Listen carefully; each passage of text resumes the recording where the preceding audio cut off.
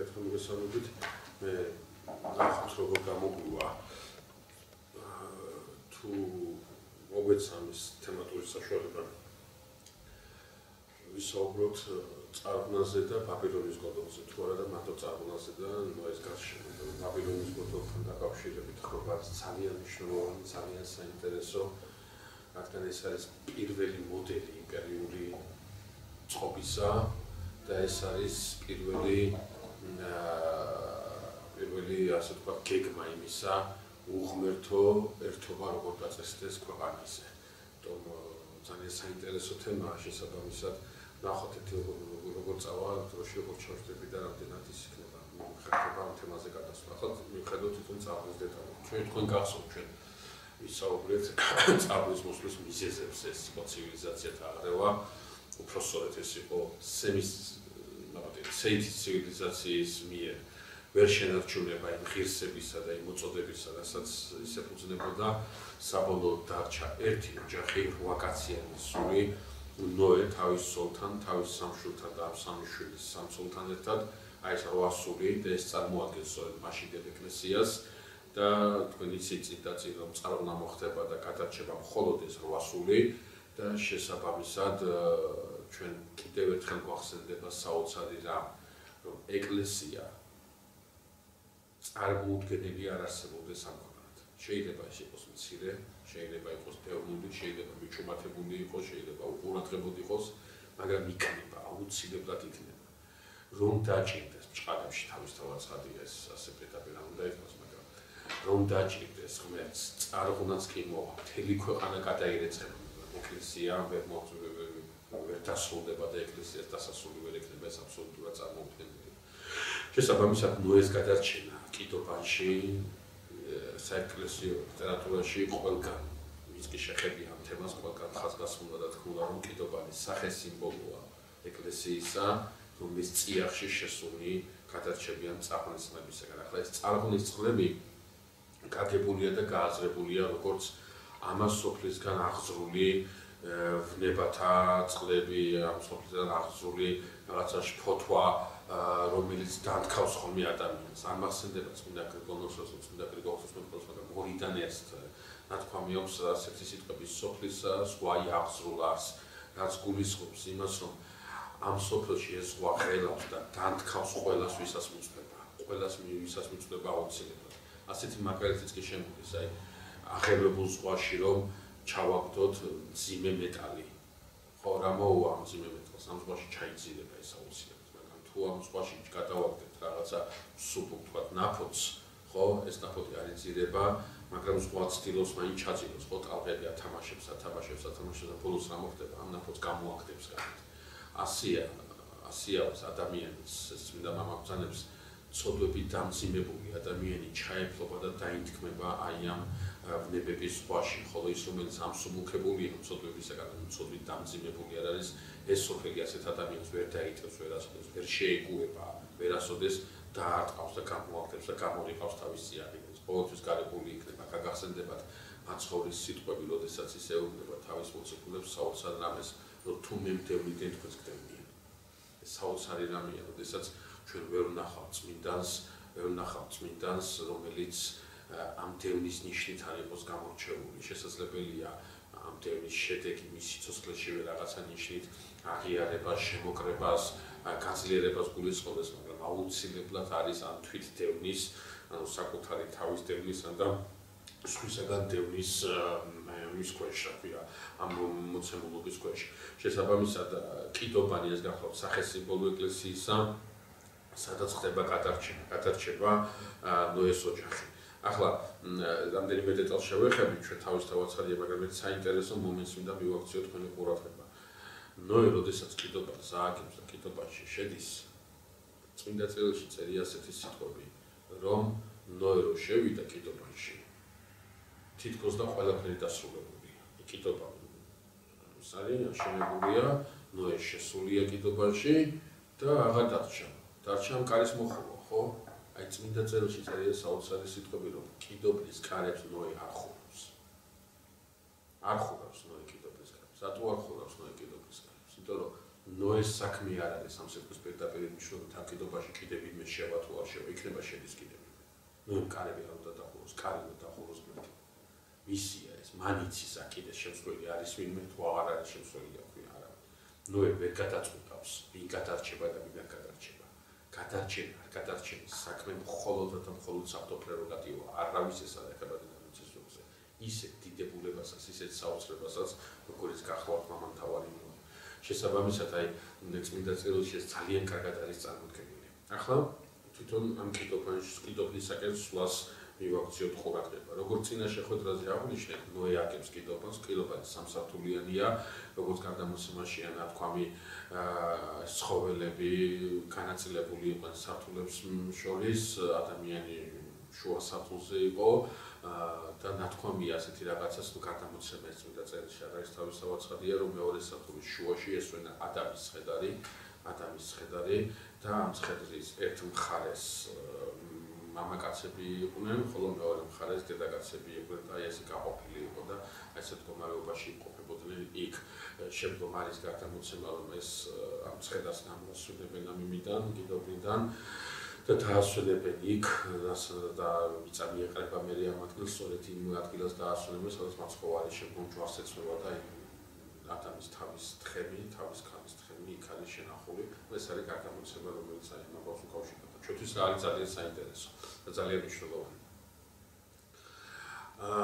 ულპოველი ძელისაგან კეთდება კიდობანი, ულპოველი ძელი არის სახესიმბოლო ჯვრისა, ასევე რომლითაც ხდება ეკლესიაში გადარჩენა, ძალიან სიმპტომატურია, რომ ჩვენ ეკლესიაზე, ჩვენს ტაძრებზე აღმართავთ ხოლმე ჯვარს. ხო შეიძლება არ აღმართოთ ჯვარი და აღმართოთ რაღაცა ციტატა, ან და გამოსახულება, ან და რაღაცა სხვა, მაგრამ ჯვარი აღმართული, მაინც და მაინც ყველა ტაძრის გუმბათზე. რატო? იმიტომ რომ ეს ჯვარი ერთგვარი ალამია, ერთგვარი მანიშნებელია იმისა, რა ხდება აი ამ კრებულში, რომელი კრებულიც აი ამ თახის ქვეშ იკრიბება. ეს კრებული იკრიბება ჯვარცმისათვის. ეკლესიაში ხდება ჯვარცმა, თანა ჯვარს ვეცმები ჩვენ იესო ქრისტეს. ის ჯვარცმა იყო, რომელმაც გაშინაარსდა და გააზრებული იქნა ყველა ჯვარცმა, ნაყოფიერი იქნა ყველა ჯვარცმა და შესაბამისად ეკლესიაში ჩვენ მივდივართ იმისათვის, რომ ჯვარს ვაცვლოთ ჩვენი ვნებები, ჩვენი სურვილები და თანა ზიარი ვიყოთ ქრისტეს იმის ევქარისტიაში. ამის შესახებ ცოტა მოგვიანებით, როდესაც ახალი აღთქმის ეკლესიის დეტალებს შევეხებით, მაგრამ ხარ ისი თქმა მინდა მე. იმის თქმა მინდა, რომ ნოეს კიდობნის შენების წინ წმინდა წერილში წერია ასეთი სიტყვები, რომ ნოე მართალი იყო და უფლის წინაშე, ღვთის წინაშე დადიოდა. მეგობრებო, წმინდა წერილში ჩვენ ბევრი ისეთი ადამიანი გვყავს, აი საოცრებები მართლა არის მივახსენო აბრაამი, იაკობი, ისააკი, იოსები, დავითი, იერემია, ისაია, ჩამოხვა ძალიან შორს ამოყავს, მაგრამ მხოლოდ და მხოლოდ ორ ადამიანზეა ნათქვამი წმინდა წერილში, მხოლოდ და მხოლოდ ორ ადამიანზეა ნათქვამი, რომ უფლის წინაშე დადიოდა. არავის ეს ეპითეტი, არავის ეს მახასიათებელი არ აქვს გარდა ორი ადამიანისა. ერთი გახლავთ ენოქი, მართალი ენოქი, რომელიც ცოცხლად იქნა წაყვანილი და მეორე გახლავთ მართალი ნოე, რომელსაც უდიდესი ღვაწლი აქვს კაცობრიობის წინაშე. რა ღვაწლი აქვს ამას აუცილებლად შევეხებით. რას ნიშნავს უფლის წინაშე მავალობა? კიდევ ერთხელ გეუბნები, ძალიან დიდი ადამიანები გვყავს ჩვენ წმინდა წერილში, მაგრამ ეს ეპითეტი მხოლოდ ამ ორ ადამიანს განეკუთვნება, სხვას არ აქვს. რას ნიშნავს უფლის წინაშე მავალობა? მეგობრებო, ეს ნიშნავს იმას, რომ ადამიანს ახსოვს, ყოველთვის ახსოვს, რომ მას უყურებს ღმერთი. სულ ეს ხსოვნა აქვს. აი, ერთ წმინდა მამაზეა ნათქვამი, თავისთავად ცხადია ეს ასკეტური ღვაწლის ერთგვარი პიკია, ზენიტია და ჩვენ ასეთი დიდი ის ამ იმაზე არ გვეხება. ძალიან მექანიკური იქნება, მაგრამ აი ამ მამაზეა ნათქვამი, რომ იმდენად ქონდა გაცდა იმისა, რომ მის ყველა მოქმედებას ღმერთი ხედავდა, მის ყველა აზრს ღმერთი განიხილავდა, რომ გადანერწყვებისას კი ერიდებოდაო, რომ გადაენერწყვებინა ღვთის წინაშე ანერწყვებდა ეგონა, იმდენად ახლო და იმდენად ცოცხალი გაცდა ქონდა ღმერთის მარადის მხედველობისა. ეს ძალიან საინტერესო თემაა, ვინაიდან აი დაუკვირდეთ ცოდვა საიდან იწყება. რატო ვედავ მე რაღაცის დანაშაულის ჩადენას. სწორედ იმ მომენტში, როდესაც მე ცოდვას ჩავდივარ, აი იმ მომენტში მე ღმერთი მომწყდება. უღმერთობა იმ დროს და მე ვაძლევ ჩემ თავისუფლებას ცოდვა ჩავიდივარ. ფსიქოლოგიაშია ძალიან საინტერესო აზრი გამოთქმული დანაშაულის ფსიქოლოგიასთან დაკავშირებით, როდესაც ნათქვამია, რომ ადამიანი გაცილებით მარტივად მიდის დანაშაულზე, გაცილებით გაბედულია დანაშაული ჩასადენად, როდესაც იცის რომ მას ვერავინ ვერ ხედავს და ამ დანაშაულს უფრო იოლად და მარტივად ჩადის.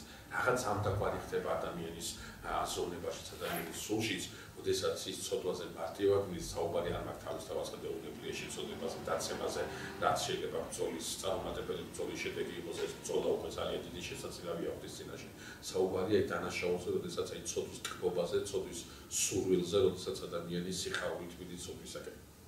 აი ამ დროს ადამიანს ავიწყდება ის ღვთის წინაშე დადის და ამიტომ მარტივად მიდის ამ ცოდვაზე და მარტივად ჩადის ამ ცოდვას. შესაბამისად, როდესაც ენოქზე ნოეზე ნათქვამია რომ უფლის წინაშე დადიოდნენ, ნათქვამია ის რომ განცდა ჰქონდათ იმისა, რომ ღმერთი ყოველთვის უყურებდა მათ და ღმერთი ყოველთვის ხედავდა მას. ალბათ სწორედ ეს განცდა იყო, რამაც ნოე შეაკავა, რამაც ნოე დააყენა თავისი სიმაღლეზე, სულიერების სიმაღლეზე და წმინდა წერილში როდესაც წერია რომ 500 წლის იყო ნოე, როდესაც შეეძინა მას სემი, ქამი და იაფეთი, ეფრემასური ხმამაღლა იტყვის რომ ნოე იმდენად წმინდა ცხოვრებას ეწეოდა, რომ 500 წლის ასაკამდე ამ გარყვნილ კაცობრიობაში ქალწულება შეინარჩუნა. ეს ჩვენ ქალწულების დეტალს და მოგვიანებითაც მივადგებით, ძალიან საინტერესოა მისი შენარჩუნების მოტივი, როგორც 5 წლის ძალიან დიდი გამოვლინება, მაგას თავი დავანებოთ, ახლა უბრალოდ აქ ეგზეგეტიკა ყურადღებას აქცევს იმას, რომ ნოე ძალიან ისეთი კაცრი სულიერი ცხოვრებით ცხოვრობს. თავისთავად ცხადია, ახლა სემი, ქამი და იაფეთი ტყუპები არ არიან, 500 წლის იყო ნოე, როდესაც სემი, ქამი და იაფეთი შეეძინა, ნიშნავს იმას, რომ 500 წლის ასაკიდან იწყება მისთვის შვილიერების წარმოქმნა და აი აქ წმინდა წერილში გვაქვს გამოცხადება, როდესაც ღმერთი გამოცხადების სახით ელაპარაკება ნოეს და ეუბნება საოცარ რამეს. მეგობრებო, აი ამ ადგილს მივადგებით, ამ ადგილს ვკითხულობთ. ჩვენ აშკარად ხედავთ, რომ ნოე კი არა, მოსე ერთგვარ პაუზას აკეთებს, როდესაც აი აქ წერს და როდესაც აი აქ წარღვნის მოვლენების შესახებ გვესაუბრება. აი ესეთ ფრაზას, ეს ფრაზა ერთხელ განმეორდება კიდევ მეჯერ ღმერთთან დაკავშირებით ნათქვამია რომ შეინარა ღმერთმა რომ შექმნა ადამიანი. აბსოლუტურად ადოგმატური, აბსოლუტურად არალოგიკური განცხადება, არაფერი ასე ვთქვათ, როგორ გითხრათ, სწავლება მოძღვრებითი ამაში არ დევს მარტივი მიზეზის გამო, რომ შეუძლებელია ღმერთმა რამე შეინანოს. არ შეიძლება ღმერთმა რამე ინანოს, რადგან სინანული უკავშირდება რაღაცა აზრით უცოდნელობას, ნეტარ ავგუსტინეს უკავშირდებით, ეს უცოდნელობა მახასიათებელია ქმნილებისათვის და არანაირად მახასიათებელი არ არის შეუქმნელი ღმერთისათვის. შესაბამისად, შეინანა ღმერთმა რომ შექმნა ადამიანი, ეს გახლავთ რაღაცნაირი ალეგორია, უფრო სწორედ მე დარწმუნებული ვარ, როდესაც მოსე ამ ადგილს არ მივიდა და ამ ადგილს წერდა, მოსე შეჭდება რაღაცა ტერმინი, რა ტერმინითაც ის დაახასიათებს, განმარტავს და გააზრების საშუალებას მოგცემს, რამდენად განადგურებულია კაცობრიობა და რამდენად აუცილებელია წარღვნის მოვლენა და წარღვნის წყლებით აი ამ სიცოცხლის გადარეცხვა, არაფრის მთქმელი სიცოცხლის გადარეცხვა, იმიტომ რა ქვია, დედამიწიდან. შესაბამისად, აი რაღაცა ტერმინი უნდა უნახოს, ამ ტერმინს ვერ ეძებს, ვერანაირად ვერ პოულობს. და ერთადერთი ტერმინი, როგორც ჩანს, მონახა ერთადერთი სიტყვა სათქმელი, რომელთაც დახასიათდება უმძიმესი და უმწვერვალესი დაცემა და დაზიანება იმდროინდელი ადამიანისა, გახლავს სწორედ ეს ადოგმატური და ეს ყოველად არალოგიკური თხრობა წმინდა წერილში იმასთან დაკავშირებით, რომ შეინანა ღმერთმა რომ ადამიანი შექმნა. ადამიანის არსებობას არა ზოგადად კაცობრიობის სახით წარმოქმნილი, არამედ იმდროინდელი კაცობრიობის არსებობას, მეგობრებო, რა ეკარგება აზრი, უაზრო ხდება. ძალიან გთხოვთ ეს კარგად დაიმახსოვროთ. რომ ეს არ ეხება მარტო ადამიანის პიროვნებას, ეს ეხება საზოგადოებას, ეს ეხება ერს, ეხება ნაციას, ეხება ქვეყანას. როდესაც მის არსებობას აზრი ეკარგება, როდესაც მისი არსებობა უაზრო ხდება, ის უბრალოდ ადგილს ვეღარ იკავებს და ქრება მიწისპირისაგან. აი მაგალითად ძალიან საინტერესოა, ხომ შორს არ მინდა სიტყვა გამეცეს, მაგრამ უბრალოდ მაინც რომ ვთქვათ, როდესაც ჩვენ ხედავთ უდიდესი კულტურის შემოქმედს, უდიდესი ღვაწლის დამდებს კაცობრიობის ისტორიაში და ქრისტიანობის ისტორიაში ბიზანტიის იმპერიას როცა ვეხებით და მისი გაქრობის შესახებ ვკითხულობთ ისტორიულ ცნობებს, ძალიან საინტერესოა, რომ აი ბიზანტიის იმპერიის დასასრულს წინ უძღვის სწორედ აზრის დაკარგვა მისი არსებობისა. მას არსებობა უნდა გაეგრძელებინა აბსოლუტურად გახარჯული მისიისა, რა მისიასაც ის საუკუნეების განმავლობაში ასრულებდა და შესაბამისად როგორც კი მის არსებობას, მის საფრთხისმსახურო არსებობას აზრი ეკარგება, მომენტალურად მის ადგილს იჭერს აი ისეთი ქრება ამ ქვეყნიდან და მის ადგილას შენდება ახალი სახელმწიფო, ახალი იმპერია, საოცარია რომ ის ტომები შეძლებენ უღრმესი კულტურის მქონე ცივილიზაციის გადაშენებას, რომელსაც სხვა ნანახიც კი არ ჰქონდათ და აი ერთი ხელის მოსვლით მოხდება ეს განადგურება.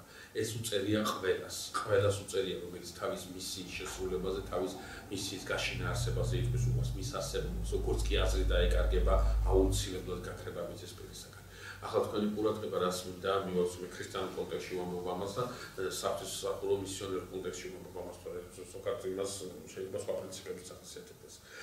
ახლა რა თქმა მინდა, რომ აი შეინანა ღმერთმა რომ შექმნა ადამიანი, ანუ ეს კაცობრიობა, ამ კაცობრიობის არსებობას ყოველგვარი აზრი აქვს დაკარგული, ყოველგვარი შინაარსი აქვს გამოცლილი. შესაბამისად, წარღვნა უნდა მოვიდეს და ღმერთი ეუბნება ნოეს ასეთ სიტყვებს, რომ ადამიანის სიცოცხლისათვის მიუცია 120 წელი, 120 წლიანი სიცოცხლის ვადა განსაზღვრა ღმერთმა. ახლა ჩვენ ეს ძალიან საინტერესო ადგილია წმინდა წერილში, ვინაიდან ჩვენ ზოგი ფიქრობს, რომ 120 წელი განსაზღვრა ღმერთმა ადამიანის სიცოცხლის ვადა. ეს თავისთავად asi არ არის. თქვათ 175 წლის ასაკში მოხდება გარდაიცვალება აბრაამი, 110 წლის ასაკში გარდაიცვალება, თქვათ ის რა ქვია, იოსები 120 წლის იქნება, 110 იქნება იოსები 120 იქნება, მოსე როცა გარდაიცვალა, ეს 120 წელი არ არის მოჭრილი წლები, როდესაც ადამიანმა იცის, რომ ამას აქვს მიაღწევს, ან ასაკამდე ის აუცილებლად გარდაიცვალება. ზოგადად ძალიან დიდი ღვაწლის მქონე მამებს და ძალიან ცოტას, აი ერთეულებს აქვს ხოლმე წინ გამოცხადება ამ ქვეყნიდან თავისი გასვლისა. ეს აი ისეთ მამებს აქვთ, რომლებიც ძალიან მყარად განან უკვე სულიერების ამ საფეხურზე და ღმერთმა წინ იცის, რომ ამ საფეხურიდან მათი ჩავარდა აბსოლუტურად გამორიცხულია და ისინი ამ სიმტკიცეში შედარჩუნდებიან.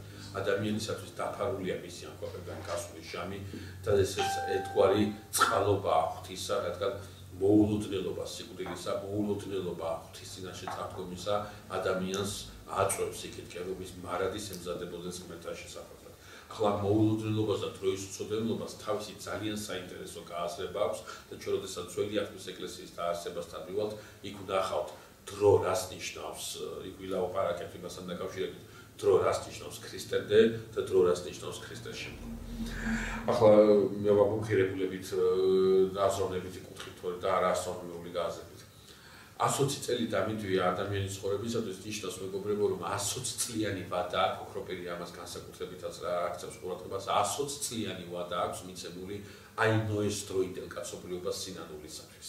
ისევ როგორც ვთქვათ, ნინეველებს მისცა თავის დროზე, აი ეს რაღაცა ვადა ღმერთმა სინანულისათვის.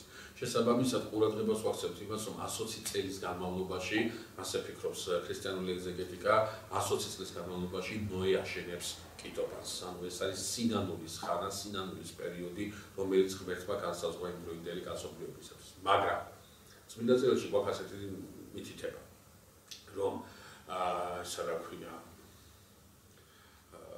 ნოე 500 წლის იყო, როცა შეეძლო სერიქამი იაფეთი და გამოცხადება აქვს და ფიქრობენ, რომ 500 წლის ასაკიდან იწყებს ის კიდობნის შენებას და 600 წლის არის, როცა შევა კიდობანში. ანუ 100 წლის მერე კიდობნის შენებით, 100 წლის შემდგომ მოხდება წარღვნა დედამიწაზე. სადღაც იკარგება ეს 20 წელი, სადღაც აღარ არის ეს 20 წელი. 120 წელი სინანულისათვის დადგენილი, მაგრამ 100 წელს ხედავთ, როდესაც 100 წლის განმავლობაში ხდება კიდობნის შენება და ნოე შესვლა კიდობაში. ამიტომ ისმის კითხვასაც წავიდა ეს 20 წელი.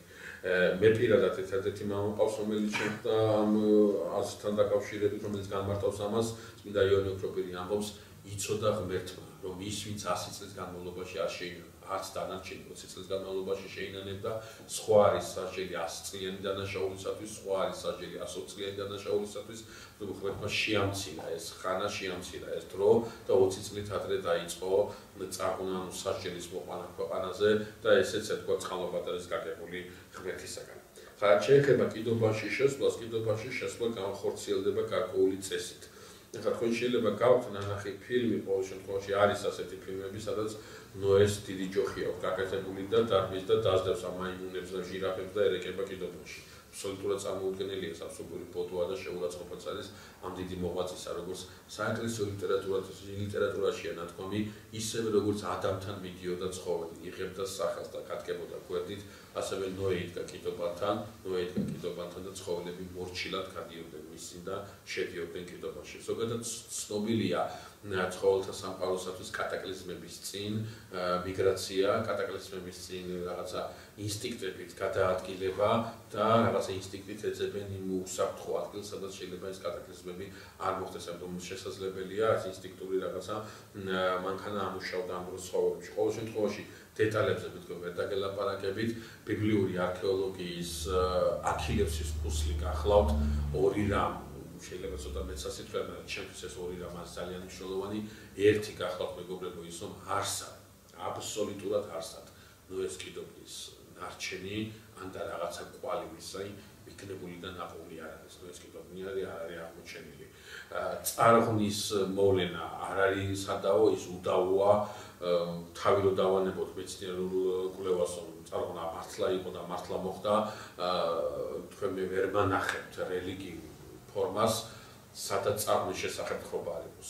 ყველა ცივილიზაციას აქვს ამბავი წარღვნის შესახებ. თავისთავად ხადია დამახინჯებული, თავისთავად ხადია თავიანთ ყაიდაზე და თავიანთი თხრობის კვალობაზე გადაკეთებული, მაგრამ ამბავი გლობალური კატაკლიზმის შესახებ აბსოლუტურად ყველა ცივილიზაციას აქვს წარმოდგენილი, განვითარებულ ცივილიზაციაზე მოგსაუბარი და თავის მითოლოგიაში აქვს შეტანილი.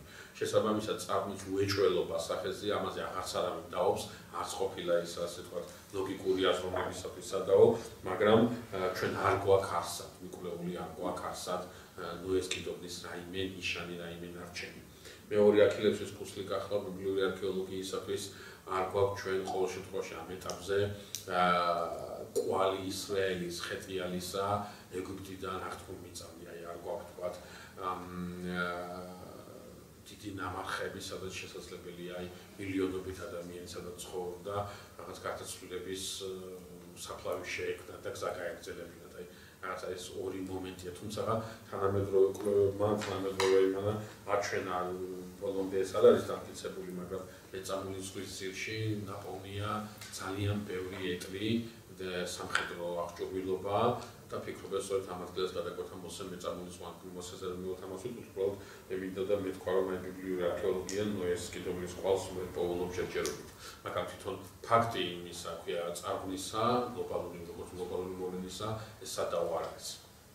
ახლა წმინდა წერილში წერია რომ ნოემ შეიყვანა კიდობანში წმინდა და არაწმინდა ცხოველი. წმინდა ცხოველი 7 წყვილი, არაწმინდა ცხოველი 2 წყვილი. ცხოველების კლასიფიკაცია წმინდა და არაწმინდად ეს არ არის ნოეს ეპოქის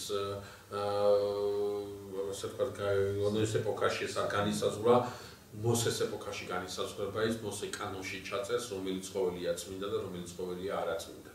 ახლა ეს რატოა საინტერესო? საინტერესო მეგობრებო გახლავთ, იმიტომ რომ ჩვენ ამით შეგვიძლია არა მარტო ამით, მაგრამ ამითაც შეგვიძლია დავასვათ, რომ მოსემ თავის რჯულდებაში ძალიან დიდი ნაწილი შეიტანა ისეთი რას ტრადიციაში მანამდე ცხოვრობთ ებრაელებს, ანუ ისრაელიელებს. ძალიან დიდი ნაწილი.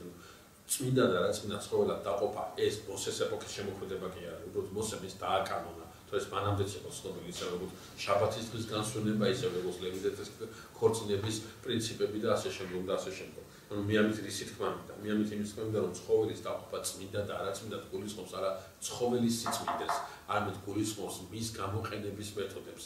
ის ცხოველია წმინდა, რომელიც გამოიყენება საკვებად და რაც თავარია გამოიყენება რისთვის. სხვებს შეწირვის აუცილებლად ვწონებ, რომ ეს ტრაპეზია, თავარი ტრაპეზია, ეს სამსხვერპლო ტრაპეზია, საიდანაც ჭყალებში იკვებება ღმერთი, ხო, თავისთავად ღმერთი არ იკვებება, ეს სულელი აბსოლუტურად, მაგრამ ეს არის საერთოდ სიმბოლური ხედვა, რომ აი მას აი აქ უშლიან სუფრას, ეს არის მისი ტრაპეზი, რომლის გარშემოც კაცობრიობა უნდა შემოიკრიბოს, ადამიანი უნდა შემოიკრიბოს. და ამის პარალელურად არაწმინდა ცხოველი, რომელიც საკვებად გამოიყენება და შესაბამისად საკურთხეველთან არ მიიტანება.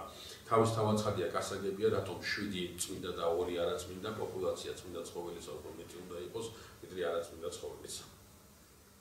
150 დღის განმავლობაში მიმდინარეობს წარღვნა, აქედან 40 დღის განმავლობაში წვიმს, ხოლო დანარჩენი 110 დღის განმავლობაში მიწისძვრების ხარჯზე დიდდება წყალი. კიდობანი ტივტივებს, კიდობანში 8 სულია შესული და ნოეს სარკმელი აქვს დატანებული კიდობანზე და ამ სარკმელს იყენებს თუ არ იყენებს ვერ გეტყვით, სანამ კიდობანი გაჩერდება და კიდობანი ტორტმანს შეაჩერებს, მაგრამ საინტერესო გახლავთ მეგობრებო ის, რომ ნოემ კიდობანში არ იცის რა ხდება გარეთ და ნოესთან ერთად არც ერთმა არ იცის რა ხდება გარეთ. ეს კიდობანი დაცურავს და არ იციან საერთოდ რა ხდება და იციან რომ აი ეს კიდობანში ისინი უნდა გადარჩნენ. ახლა მეორე თვის მე-17 დღეს იწყება მეგობრებო წარღვნა. შეგვიძლია კაფეზე საწერის საშუალება. არ არის დაფასების. ეს მეორე თვე წერია ხშირად ხომ თებერვალი. არა ვიტყვი მაგრამ რამდენად ის იქნება აუდიტორიისათვის რამდენად მოგეთ შევეცდები თქვენ კარგად დამიგდეთ ახლა ყური და შევეცდები ეს გასაგებად ვთქვა. ჩვენ ბიბლიაში გვაქვს 2 კალენდარი, ახლაც შეხვიდეთ სინაგოგაში 2 კალენდარია გამოყენებული. ერთი კალენდარი არის რომელიც იწყება სექტემბრის თვით, ანუ ჩვენ სექტემბრის თვით 14 სექტემბერს ახალ წელს დღეს ინდიქტიური რაცაც ხო? აი სექტემბრის თვით და მეორე კალენდარია რომელიც იწყება აპრილის მარტის მეორე ნახევარი, აპრილის პირველი ნახევარი რაცაც. ეს 2 კალენდარი გვაქვს. ორივე კალენდარი მოქმედია. ორივე კალენდარი. ერთი ეს პირველი კალენდარი სასოფლო-სამეურნეო სამუშაოების გარშემო ტრიალებს, ხოლო მეორე კალენდარი რომელიც დაწესდება იტვირთავს ამ სასოფლო-სამეურნეო საქმიანობის მქონე კალენდრის იმ ნაწილს, რომელიც საეკლესიო დღესასწაულებს ასახავს. ეს 2 კალენდარი პარალელურად მიდის ბიბლიაში. ამიტომ აი ეს მეორე თვე ხო, გახლავთ ოქტომბრის ბოლო, ნოემბრის დასაწყისი. ჩვენი საზომით. მაგრამ სხვაგან თუ დაიწერება მეორე თვე, არ უცილებელი არ არის ოქტომბრის ბოლო და ნოემბრის დასაწყისი იყოს, ეს შეიძლება იყოს აპრილის ბოლო, მაისის დასაწყისი. გააჩნია რა ადგილას წერია და რა კალენდრით არის საუბარი. ახლა მე თქვენი ყურადღება რა შემჭირდება, ეს ძალიან საინტერესო მომენტია, ერთ-ერთი ბიბლიის მკვლევარი ამას აკვირდება და ჩვენთვის ეს ძალიან საინტერესო იყო ნამდვილად. ნახეთ.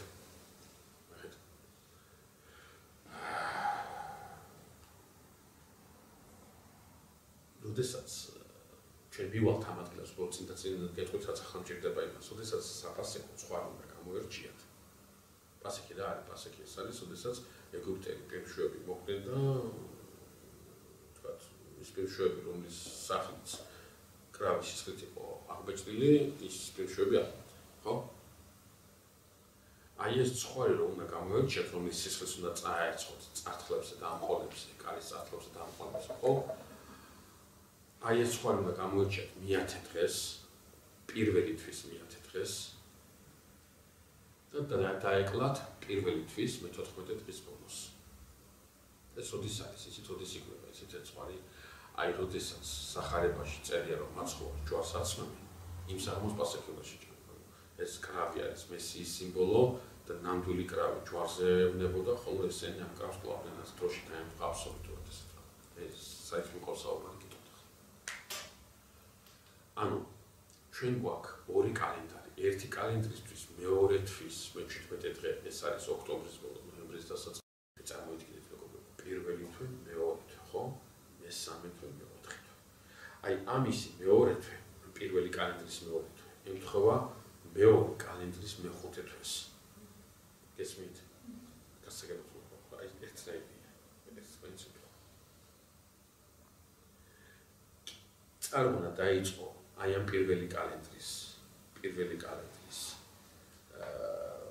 მეორე თვის მეორე თვის 17 წუთში 150 ანუ 5 თვის განმავლობაში მიდიოდა ეს წლების ადინება და არარატის მთაზე კიდობანი გაჩერდება, ანუ დამყარდება, ანუ ტირტივს მიატოვებს 5 თვის მერე, ანუ მე-5 ანუ მე-7 თვის, მე-17 დღეს, რაც ამ კალენდრისთვის არის სწორედ აი ეს პირველი თვის, აი ეს ერთმანეთს უტყუდება პირველი თვის მე-17 დღე.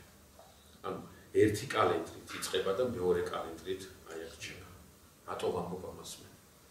ცოტა გავუგებროთ რომ მოყევი ხვდები ამას ახლა, მაგრამ რაღაცა სხვანაირად ეტაპო უნდა მოვიდეს ისე რაღაც. რატო ვამბობ ამას მე? აი ამ მეორე კალენდრით. მე-17 დღეს ამოხდა. მე-14 დღეს კრავი იკულებოდა. ანუ ქრისტეს ოჯახს. მე-17 დღეს ამოხდა. ზუსტად იმ დღეს ადრესაც ხდება აღდგომა. კიდობანი ჩერდება არაერთასზე. ანუ კიდობანი რა, კიდობანი ეკლესიის სიმბოლო, ხოლო თაკლდერის სიმბოლო ქრისტეს სიმბოლოა, რომელსაც ემყარება ეკლესია. აი კალენდარული თხრობითაც კი იმდენად დიდ სიმბოლოს იკრავს ეს ყველაფერი, აი ბოლომდე ეს კარგად ვერ ავსები, მაგრამ იმდენად დიდ სიმბოლოს იკრავს ეს ყველაფერი, რომ აი არ არსებობს რომ ადამიანის რელიგიური აზრმა ერთი წუთით პაუზა არ გააკეთოს ამ ყველაფერთან.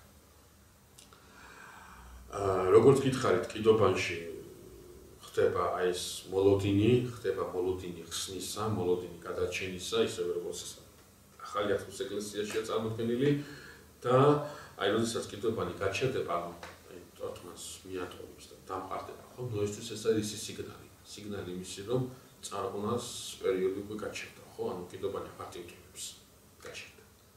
გაჩერდა, მაგრამ ნოემ არის ისახდება. ეს სარკმელი, რომელიც დაუტანა საფრთხო მითითებით, ნოემ ამ სარკმელს ხსნის, მაგრამ ამ სარკმელთან არაფერი არ ჩანს. ამ სარკმელთან შეიძლება მხოლოდ ზეცა გამოჩნდეს.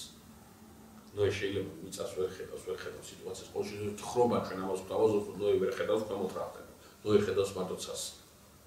ეს როგორი ეს სახლა არის გახსნილი, მოკუფული აღარ ჭამს.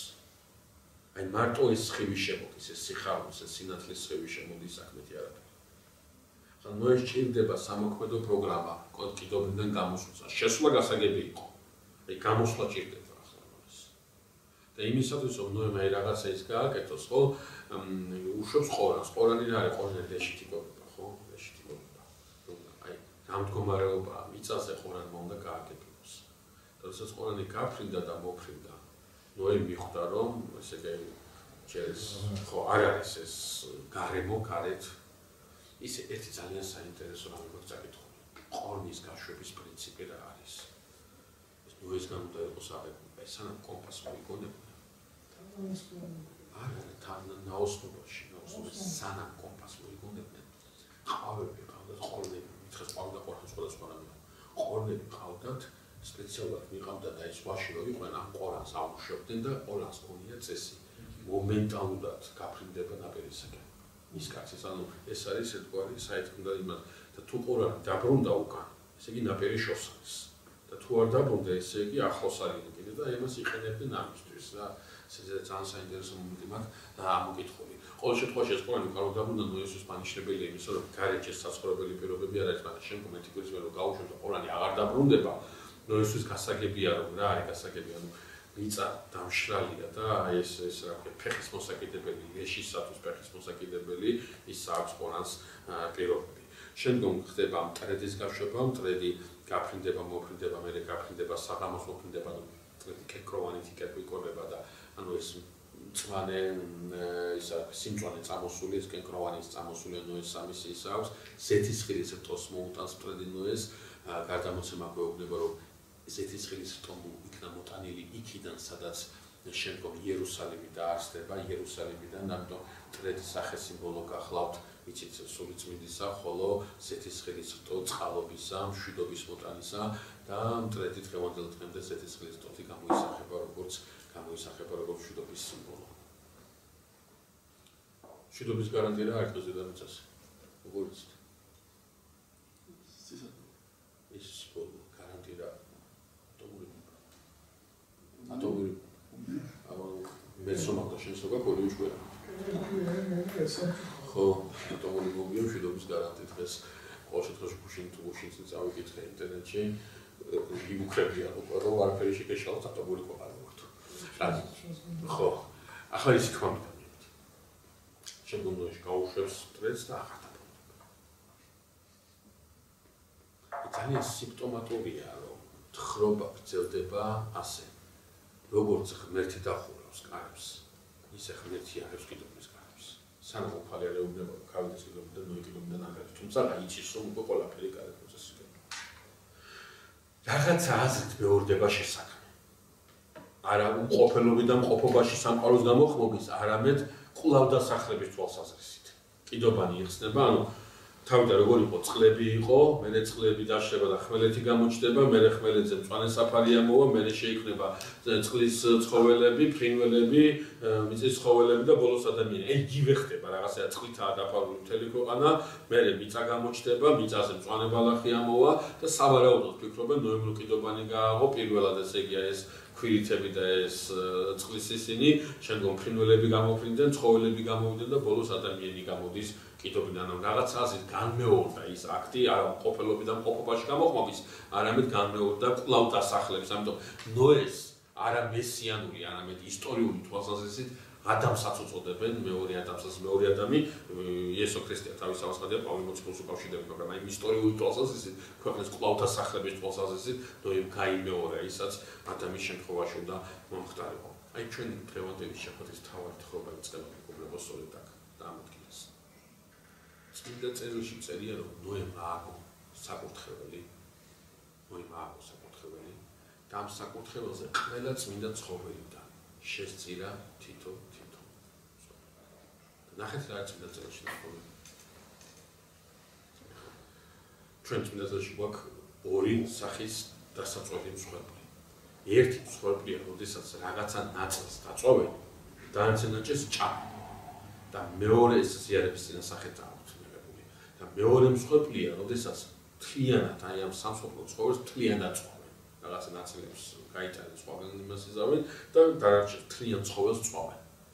ამას ქვია ყოლა დასაწყვეტი მსხვერპლი. ანუ ახსავლელი. აი ნოემ ყოლა დასაწყვეტი მსხვერპლი შეძლეს 7 ცხოველი წარმოიდგინე გასუასო აქნა, ერთმანეთზე დაალაგა, შეშასე დაალაგა და მოუკიდა ცეცხლი წარმოიდგინეთ ახლა იქ დიდი ცეცხლიანთია ეს ხორცი იტრუსება, ნახშირდება, ეს ძვლები, ეს ყველაფერი, ნუ იქ დგომა არის აბსოლუტურად წარმოუდგენელი, საშინელი მდგომარეობაა, ხო? აი სწორედ ამ საშინელ მდგომარეობაზე წმინდა წერილი იტყვის საოცარსიტყვებს.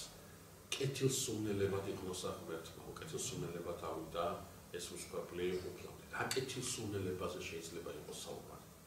როგორ შეიძლება ეს როდესაც ეს კეთილსურნელება იქნება, წმინდა წერილში წერია, რომ ეს კეთილსურნელებად ავიდა ღმერთმა. ამიტომ მეგობრებო, ჩვენ ძალიან საინტერესო და სხვა ვაკეთებთ. ნოეს ღვაწლი არის არა იმდენად ის, რომ კაცობრიობა გადარჩა. არამედ ნოეს ღვაწლი არის ის, რომ კაცობრიობის გადარჩენაში შეინარჩუნა საზრისი. ნოემ კიდობანში ადამიანი კი არ შეიყვანა მარტო.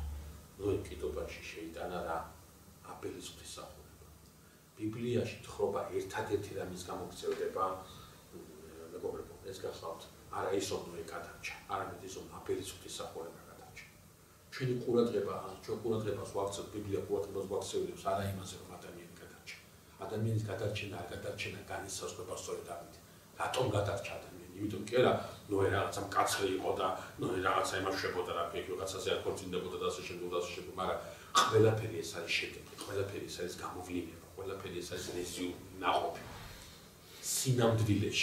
სინამდვილეში გადარჩენის აზრი არის იმაში, რომ ნოემ შეინახა აბელის ღვთისმსახურება, ჭეშმარიტი ღვთისმსახურებაა შენახული. ეს არის ეს, რო გითხარით, რომ აზრ დაკარგვის უკვე მოქმედი არსებობის პრინციპი ეკარგება, არსობრივად ამას გულისხმობდი.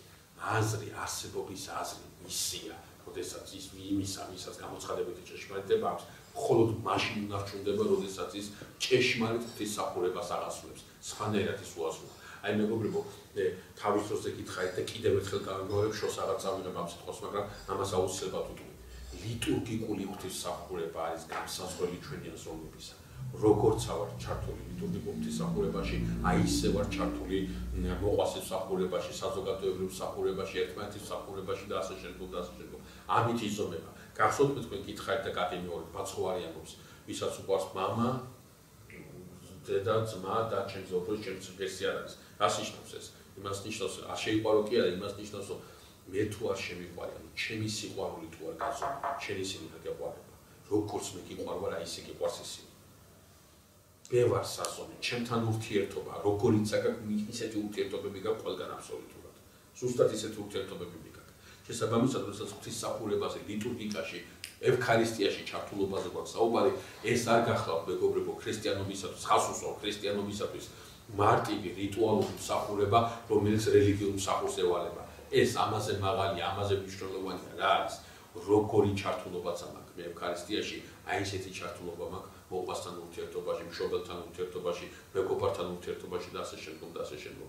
მთელი ტრაგედია, მთელი ჩვენი საზოგადოების ტრაგედია, სწორედ ლიტურგიკულ მსახურებაში, ჩაუთველობაში ვხედავ პირადად მე ცუდად არ გამიგოთ ეს უწინარეს ყოველსაც ჩემს მეგობრებს ეხება თავის დავაცხადე და მე მეხება თავის დავაცხადე, მაგრამ თქვენ კარგად გამიგეთ, აი მახსენდება რამხელა აურზაური და რამხელა გნიასი და რამხელა შემართება იყო, როდესაც წმინდა მამა გაბრიელის წმინდა ნაწილების ამოსვენება მოხდა და როგორ გაივსო ესე ტევა არ იყო ხალხის, ხო? მაგრამ ლიტურგიაზე იგივე არ ხდება. იგივე არ ხდება. ევქარისტიაში ასეთი ჩართულობა ქართულ საზოგადოებას არ აქვს. ეს ის მანიშნებელი. ეს მანიშნებელია მარტივობის. რომ ჩვენთან სიწმინდეც უკვე კერტავანისმობის ურთიერთობის საშუალება ხდება და მეტი არაფერი. ევქარისტიაში თუ გაშინაას და წმინდა მამა გაბრიელის წმინდა ნაწილები, წმინდა თომი მოციქულის წმინდა ნაწილები და ასე შემდგომ და ასე შემდგომ. ის სიწმინდე კარგავს თავის შინაარს. ჩვენ ამას წმინდა წერილში ნახავთ.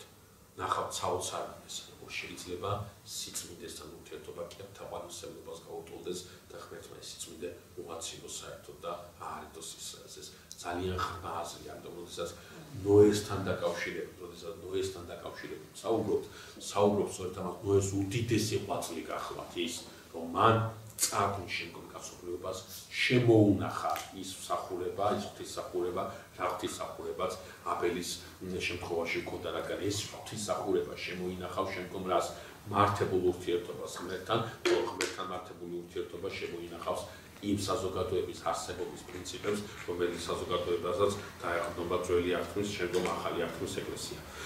აი ეს ძალიან პრინციპული რამითოდა, მე თქვა ჩვენ ახლა თხოვას გავაგრძელებთ თავის თავაცხადია ძალიან საინტერესო ადგილს მივადგებით, მაგრამ აქ თქვენი ყურადღება მინდა მივაქციო იმას, რომ ღმერთი ნოეს შეეხმიანება. ესეც სიმბოლურია, ისე როგორც აბელს შეეხმიანა, ასევე შეეხმიანება ნოესაც. ამ ნიშნით ნოე არის არა მარტო ადამიანის გაგრძელება, არამედ არის აბელის გაგრძელებაც.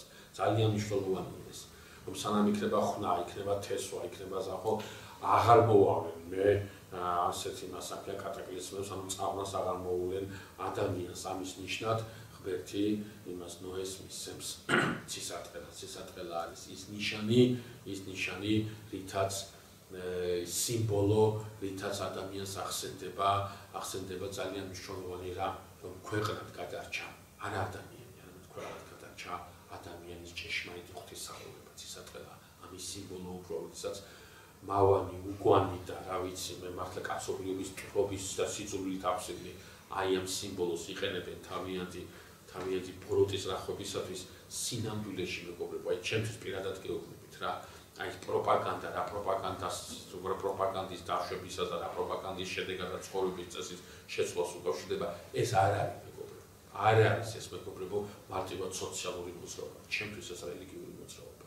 ეს არის გაუთვითცნობიერებელი ხალხისათვის კერპის დადგმის ცდელობა, რომელიც წინაშეც უნდა დაიწყოს მსახურება თანამედროვე საზოგადოებამ. ეს არ არის საუბარი მასთან დაკავშირებით, მე როგორც მინდა ისე ვიცხოვრებ. თავის თავაზღადია შე როგორც მინდა ისე ვიცხოვრებ და შენ ამაში ხელს ვერავინ შეგიშლის და არც უნდა შეგიშალოს ადამიანში ხელი. მაგრამ როდესაც შენ ამის წესად შემოღება გინდა, როდესაც ამის დაკანონებას არ მინდა სიყვარული ხომ, როდესაც ამის ჩვეულებრივ მოვლენად ქცევა გინდა, სინამდვილეში ეხები სწორედ ამ საკურთხეველს, ამ საკურთხევლის დანგრევა გინდა და მიღმა შეგინდა აშენო სხვა საკურთხეველი, რომლის მიღმა დგას კერპი და ამ კერპს ადამიანური ხნებები და ადამიანური სურვილები ქვია. ცისარტყელა გახლავთ მოხედვა ნოეს ლოცვაზე, ხოლო ნოეს ლოცვა რაც გულისხმობს, ამას ახლა შევეხებით თავისთავად.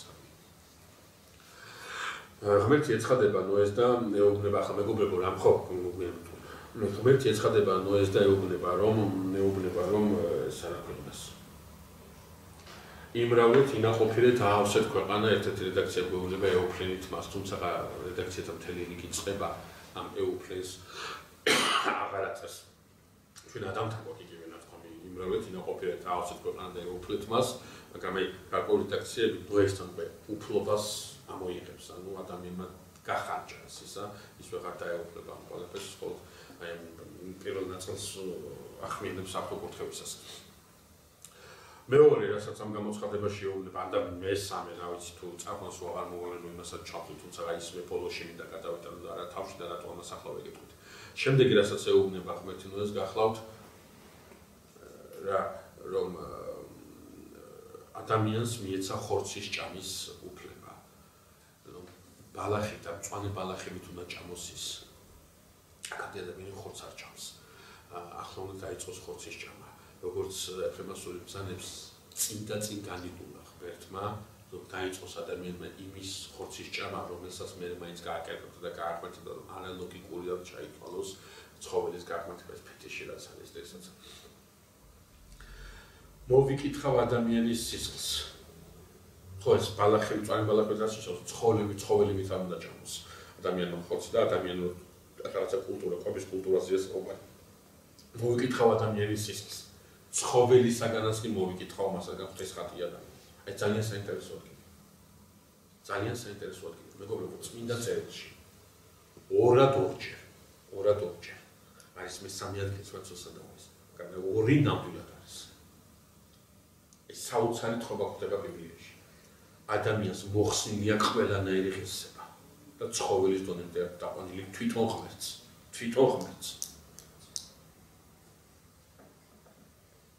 მოსესთან იქნება, როდესაც ზღვარ შემოავლებენ თავს, სადაც მოსე უნდა ავიდეს. იქ აქ ღმერთი ეუბნება მოსეს, ვინც ამ ზღვარს გაკმოყვითავს, კაცი იქნება თუ პირუტყვი.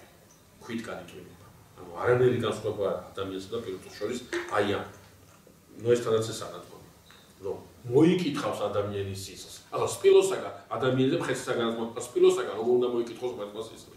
ან სპილოსა უნდა მოკითხოს, ან ჟირაფსა უნდა მოკითხოს. პიროვნება არ არის, ხო? გამორიცხულია, მაგრამ აზრია გაძლიერებული, რომ ეს იმ ხელით ცოდვა, რომ ამ ცოდვის პატიება არის აბსოლუტურად წარმოუდგენელი. ღმერთი ამას არასოდეს არ დაუშვებს. ცხოველია, იმისგანაც კი მოიკითხავს, აი ადამიანის სისხლის მსმელი ადამიანი დაყვანილია ცხოველის კატეგორიამდე. მაგრამ აქ მეორე დეტალია ძალიან საინტერესო. ამ სისხლს არ აქვს მნიშვნელობა დედის წიაღშია ეს დაყვანილი თუ დედის წიაღის მიღმა, ყველობა მოიკითხება აუცილებლად. აქ მეორე საინტერესოა. ნახეთ, წმინდა წერილში წერილია მოვიკითხავ. რას ნიშნავს მოვიკითხავ? ყველს რა შემთხვევაში უნდა მოეკითხოს სისხლი? რომ მოკლა იმის შემდეგად თუ რის შედეგად? სასამართლო უნდა იყოს აუცილებლად. უნდა იყოს საქმე გამოძიებული აუცილებლად და სასამართლო. სასიკვდილო განაჩენი უნდა გამოიტანოს სასამართლომ აუცილებლად. ამიტომაც ისრაელში ჩვენ გვექნება 6 ქალაქი. თავშესაფარი ქალაქები და ეწერება ამ ქალაქებს. და ეს ქალაქები იქნება მათთვის განკუთვნილი, ვინც უნებლიე მკვლელია. აი ეს მკვლელი ვინც იყო, ხო, ამ ქალაქებში გაიქცეოდა, ამ ქალაქში უკვე კანონი, სისხლსაწილი არ მოქმედებდა. რა უნდა გაეკეთებინათ? ამ ქალაქში შესulis, ესე იგი, ხელისუფლება კონტროლის ქვეშ იყვანდა და მასზე იმართლებოდა სასამართლო. სასამართლოს მოჩინამდე მის ხელს მოუკიდებდა. სასამართლო დაადგენდა, რომ უნებლიე მკვლელია, იმ ქალაქში გააგრძელებდა ცხოვრებას. და მთავარი რომ მოკვდებოდა, მე მისი სიკვდილით დაშისუფლება, ანუ სისხლის აღების უფლება არ აქვს აქ. მაგრამ თუ სასამართლო განაჩენდა, რომ უნებლიე მკვლელი არ არის, ამ ქალაქში ვერ დამკვიდრდება. მაშინ თავისთავად ცხადია, სასამართლო, ან ეს სამართლით განჩენება, გამოძიება სისხლისა, ამას უკავშირდება. აი ამის შემდეგ წმინდა წერილში წერია ძალიან საინტერესო რამე. ნოემ დაასხა ვენახი, ან დააშენა ვენახი. დაწურა ღვინო, დალია, დაჭრა. წავიდა თავის კარავში და გაშიშოდა. ნახა ეს ქამა და უთხრა თავის ძმებს, ხოლო სემა და იაფეთმა უყუსვლით დაფარეს ნოეს შიშველი. მეორე დღეს გაიღვიძა, ანუ განითხო ღვინო ნოემ კამი დაწყევლა, სემი და იაფეთი დამოცა. აი აქ უნდა ამით სრულდება თხრობა ნოესთან დაკავშირებით და ჩვენც აი დეტალს ძალიან საინტერესო დეტალს უნდა მივახცეთ ყურადღება. მეგობრებო, აი ეს ორი ადგილი, პროზას ერთი ადგილი ორნაირად არის გაკეთებული, ორნაირად არის გააზრებული სიმბოლურად და ბუკვალურად. მოდი ეცუთას შევხედოთ ბუკვალურ ნაწილს და სიმბოლოებს მე გადავავლოთ თვალი ძალიან საინტერესოა. ახლა რომელიც მინდა მამას აკითხა, ყველა ვინმე თუ ამ ადგილს ეხება, ყველა ამბობს. აი ყურადღებას ასაცებ. ნოემ დალია. ზოგიერთი ამბობს, ანუ ხდება ცდელობა ნოეს გამართლებისა. ხო, ნაწილი ამბობს, რომ პირველად დალია ნოემ ღვინო. მე შორსავ ამას ისაგან ვფიქრობ, რომ ღვინო წარმომდეცია. და ნოემ შორსავ. ნაწილი ამბობს, რომ აი ეს ნოემ ვერ გათვალა, ძალა ეს ატმოსფერული ისა, სხვა ცნები, სხვა რადიაცია შემოვიდა და ნოეს ცოტა ადრე და ცოტა ისე რა ქვია, მცირე ცოტა ადრე და მალე დაუდგა თრობის პერიოდი. არის კიდე ძალიან საინტერესო მოსაზრება, მეგობრებო, აი დახედეთ რა არის ნათქვამი წმინდა წერილში. ამ კაცმა დალია, ხო? და დათვა. მაგრამ არ ჩანს ეს კაცი ასეთი მთვალი კაცო. ეს კაცი კი არ წაიყვანეს თავის კალამი, ადგა და თავის ფეხით წავიდა. და ის კალამი კი არ შეეშალა. თავის კალამში შევიდა. თავის კალამში უნდა გაშიშვლება და უნდა გაშიშვლება. კალამში ცხოვრებას თავის წესი ჰქონდა. ნოეს კალამში ნოესა და ნოეს ცოლის ფეხს ვერ შეადგენს ვერა. გამორიცხულია absolუტურად. შემომხოლ და შემთხვევაში, როდესაც აიღებს ნებართვას. აქედან მოდის კალამში დაკაკუნება. აქედან იღებს სათავეს. კალამში ცხოვრების წესი. ეს ერთი ნაწილი, რომ არ ჩანს ეს კაცი ასეთი მთვალი მაინც და როდესაც. და არაფერი დანაშაულებრივი მისი მაშინ ყოველ შემთხვევაში ის ღვაწლი, რომელიც ღვაწლზე ჩვენ ნოესთან დაკავშირებით ვისაუბრეთ, ეს ვერანაირად ვერ გადაჭრილობს, როგორც ამას ერთ-ერთი წმინდა მამა მიუთითებს, ან ოქროპირი ან ეფრემასური ამასადებ. მაგრამ საინტერესოა სიმბოლური ხელოვნებისა, რომელიც ჩვენ გვიდასტურებს იმას, რომ ეს კაცი მაინც ასეთი მთვალი არ უნდა იყოს. მოდი დავიწყოთ თავიდან. ნოემ დაასხა ვენახი. ვენახი ის სიმბოლოა წმინდა წერილში. მე მახსოვს რომ ველაპარაკებ თუ არა ამაზე, მაგრამ მაინც ვიტყვი თუ არ ველაპარაკებ, მაინც ვიტყვი ამას ძალიან საინტერესო და აი მაცხოვრის იგავი ბოროტ მე ვენახებს. გახსოვს როგორია ეს? ვენახის პალმოს ყავს, ვენახი ჩააბარებს მე ვენახებს, როდესაც ნაყოფის მიცემის ჟამია, გააგზავნოს სახურს, ცემენ გამოაგდებენ რომ ნაყოფი არ მისცემ, მეორეს, მესამეს ცემენ გამოაგდებენ და ბოლოს იტყვის, ხო, შეთუიკდიმონოს ისა ჩემი საფუძე თავის ხოლო ჩობილცას გააგზავნოს და ასე იტყვენ, აი მოდის მისი ძე, ხო, მკვიდრი მისი, მოვკლათ და დავიმკვიდროთ ესო. და უნდა ქნას იმან რა ქვია, ვენახის პატრონმა. უნდა წაართვას ეს ვენახი ბოროტ მე ვენახებს, დასაჩვენოს და ეს მისცეს ახალ მე ვენახებს ჩააბარებს. ყველა ხასუსო, ყველამ ძალიან კარგად გაიგო მაცხოვარი ასკულისმიდა. რომ ვენახის პატრონი იყო მამაზე ციერი, ვენახი იყო რა ისრაელი, ანუ ამ შემთხვევაში ძველი აღთქმის ეკლესია, ბოროტი მე ვენახები იყვნენ ის ფარისევლები, წიგნობრები, ღვთელმთავრები და ის ხალხი, რომელიც დადგინებულია ამ ვენახში, ისრაელში სამუშაოდ. სახურები, რომელიც ვენახის პატრონმა გააგზავნა, ეს არიან წინასწარმეტყველები, რომელსაც ღმერთის ჟამითი ჟამად უგზავნიდა წინასწარმეტყველებს და ხოლოჩობილი ძე მათ შორის იდგა და ხახატებდა. ვერავინ ვერ მიუგო პასუხი. ყველამ ძალიან კარგად გაიგო მაცხოვრის იგავი. ისე როგორ ფიქრობთ, ჩვენ ვისაუბრეთ თუ არა ამაზე არ მახსოვს. რატო ცემენ და რატო კლავენ ამ ვენახის შვილს? რატო არ აწევენ ნაყოფს? ვისაუბრეთ ჩვენ ამაზე? არ ვისაუბრეთ. რატო არ აწევენ ნაყოფს, როგორ ფიქრობთ? რატო ცემენ? რატო არ უნდა ნაყოფის მიცემა? ორი ხედვა ამისა, მე მეორეზე მინდა განსაკუთრებით გავამახვილო ყურადღება. არ უნდა თუ მისცენ? ეს იულიოს ტექსტი. არის იცი, აქ საინტერესო რა არის იცი, არის აზრი რომ არ უნდათ რომ ნაყოფი გაუყონ იმას, ვისაც ეკუთვნის ეს ნაყოფი, ეს ნაყოფი შეიძლება თავისთვის უნდა დაიტოვო. მაგრამ ძალიან საინტერესოა მეორე აზრი. არა აქვს ნაყოფი ისაც, არ უმუშავებთ. არაფერი არ აქვს ისაც. არაფერი არ აქვს მოსაცემელი გესმით და ამათ ჭირდებათ ეს ვენახი როგორც თავიანთი უსაქმურობის, თავიანთი გაიზვერობის სივრცე, სადაც აქ კი არის მუშაობა, რასაც უნდათ იმას გააკეთებთ. იმიტომ როდესაც ვენახის პატრონი ამათ ადგენსისთვის იმუშაონებისათვის. ზოგადად ეს გაითვალისწინეთ, მეგობრებო, ბოდიში ახლა ჭუისას ალბათ ეს თქვენ ჩვენგან ჭუისავება არავის არ ჭირდებათ, მაგრამ მე ამას ყოველთვის ვეუბნები აუდიტორიას. სავენახეში, ეკლესიაში, საზოგადოებაში, რომელსაც რომელიც 2 და 3 შეკრებილია ქრისტეს სახელით, ვის დადგენილია და არ მუშაკობს. თავისი ამ უმუშაკობის, ამ უსაქმურობის დასაფარავად დასაკეთებს. ძალმომრეობაზე გაკეთებს და ამით აჩვენებს ვითომ ის მუშაკობს ამ ენაში. აუცილებლად ან ხატებს გადაამტვროს ვიღაცას თავზე, ან ჯვარს გადააყუნავს ვიღაცას თავზე, ან ვიღაცას დაწყევლის, ან ვიღაცას დაემუქრება, იმიტომ რომ ფიქრობს, რომ ეს ამ ენაში სამუშაო, მეტი სამუშაო ამ ენაში მას არ ევალება. აი ესეთი მუშაობა გონი ამ ენაში უნდა იმუშაოს. მაგრამ ის რომელიც ამ ენაში ნამდვილად მუშაობს, ნამდვილი მუშაკი ამისთვის კეთდება. სულ სხვა არის ნაყოფებზე ორიენტირების, ნაყოფის მიცემაზე ორიენტირების, ძალიან ღრმა აზრი ის არაფერია. ვინაიდან აი ეს ციგნობრები გახსოვთ ლეღვის ხელდაწყებნა ქრისტემ, რატო? უნაყოფობის გამო. სადაც ქრისტეს იგავები, რომელიც აი თქვა, იგავი ხორბალზეა, იგავი ამილების ხეზია, იგავი იმაზეა, ხო, ყოველთვის ეს იგავები მიდის, აი ამ ნაწილის იგავები ყოველთვის ორიენტირებულია ნაყოფის მიცემაზე.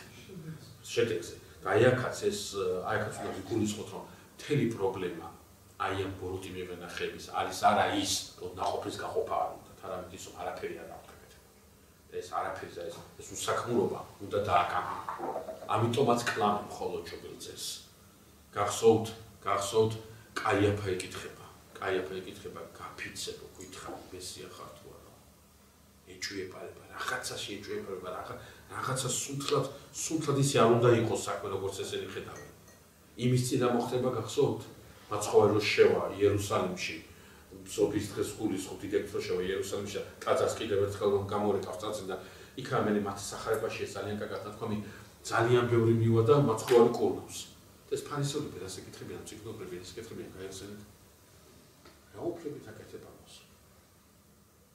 რას ამას? კურნებას? არა. რა უფლებით დაცალეო კარაკეტაციდან ესენი? რატო? უდიდესი შემოსავალი შემოდიოდა, აი ძალიან დიდი ფინანსური წყარო იყო, ბაზრობა რომელიც ტაძარში იყო გამართული. აი ძალიან დიდ ფულს აკეთებდნენ, ძალიან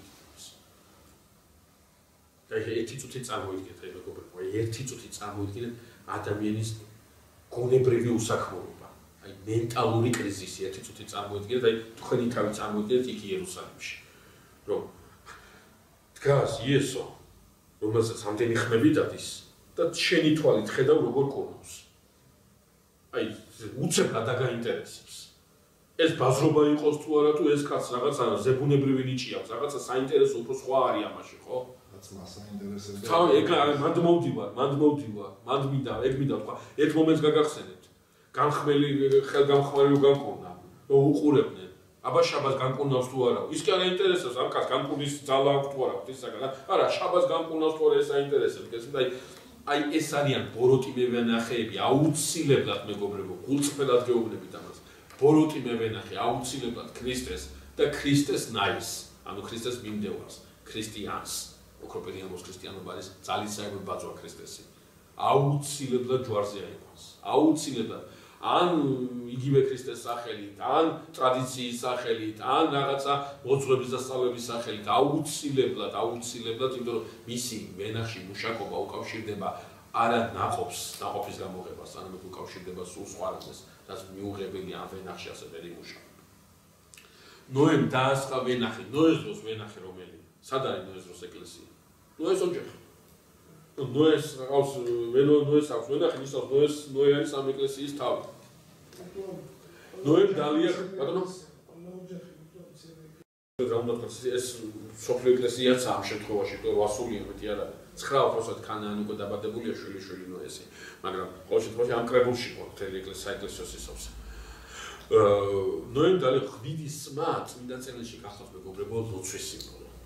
ძალიან თვითონ კარგად იმას აქვს და იმის კამერაში ხო ღვინისმა ლოცვა კი არ არის, ოქსასეს არა, ღვინისმა არ არის ლოცვა. ღვინისმა ლოცვის სიმბოლო. ხოლო ღვინით თრობა ეს არის ლოცვითი ექსტაზი, ანუ ღრმა ლოცვა, ძლიერი ლოცვა, რაც ესეთი მაგარი ლოცვა.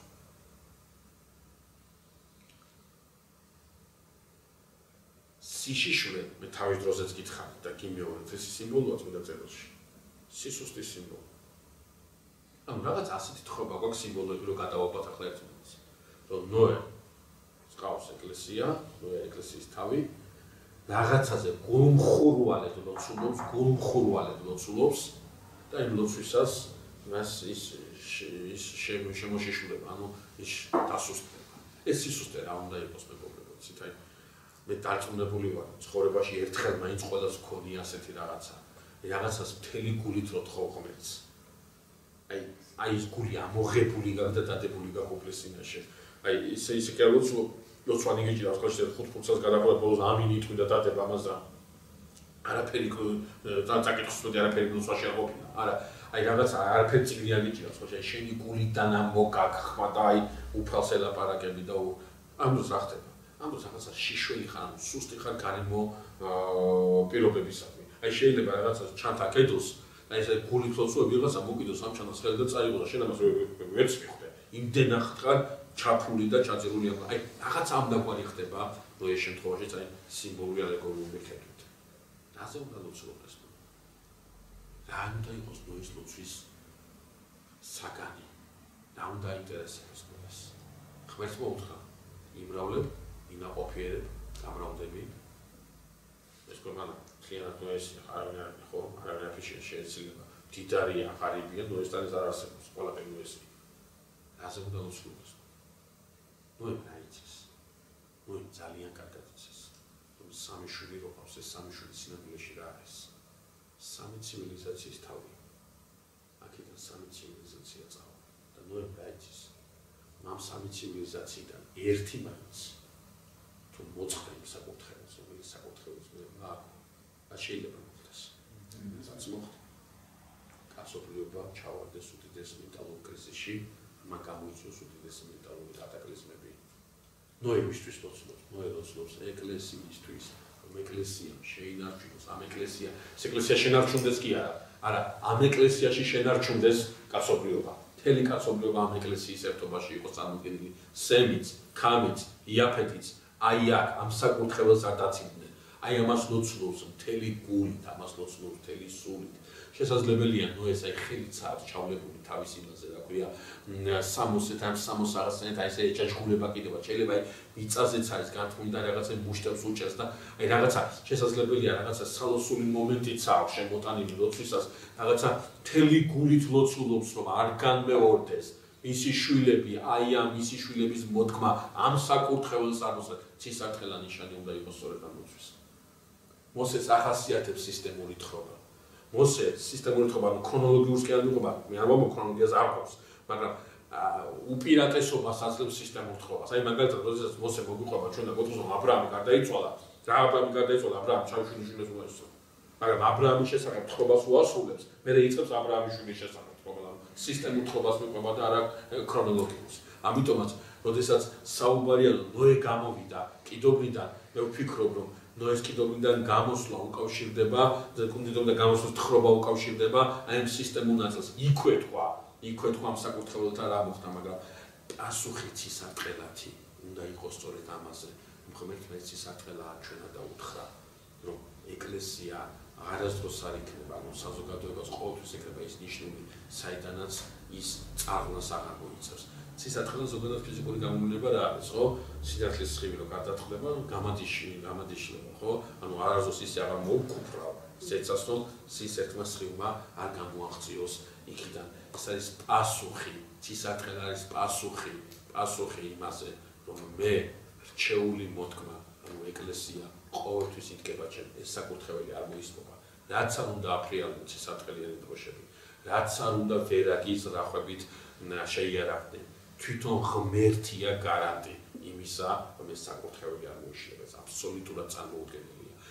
ძალიან სიმპტომატურია მაცხოვრის სიტყვები. იმასთან დაკავშირებით, რომ ძეკაცისა ის სამენ წარვალს, ხოლო ვაიას კაცისა მის, რომელიც ანუ ძეკაცისა უნდა ჯვარს ეცვას. ეს საფრთხო განგება ვიცის. მაგრამ უკვე ვაი იმას, ვინც ამ ჯვარცმაში იქნება თანამონაწილე. ეს უკვე ჩემი გადასაწყვეტია. მეორენაირად ვთქვათ, საღვთო გადაწყვეტილება მიცით, რომ საკურთხეველი ეს საკურთხეველი იქნება. მაგრამ ვაი იმას, ვინც ამ საკურთხეველს მოწყდება. ეს უკვე ადამიანის თავისუფალი ნების საქმეა. ამ საკურთხეველთან დარჩება ან არ დარჩება. ეს თხრობა როგორ გრძელდება? ეს თხრობა გრძელდება ძალიან საინტერესოდ. რომ ქამა წმინდა წერილში სიტყვა დაცინო არ არის ნახსენები. ეს ეგზეგეტიკაშია გადატანილი. წმინდა წერილი დაცინოზე არ დაბანაკება. რომ ქამა უთხრა თავის ძმებს, რომ მამა შიშველია.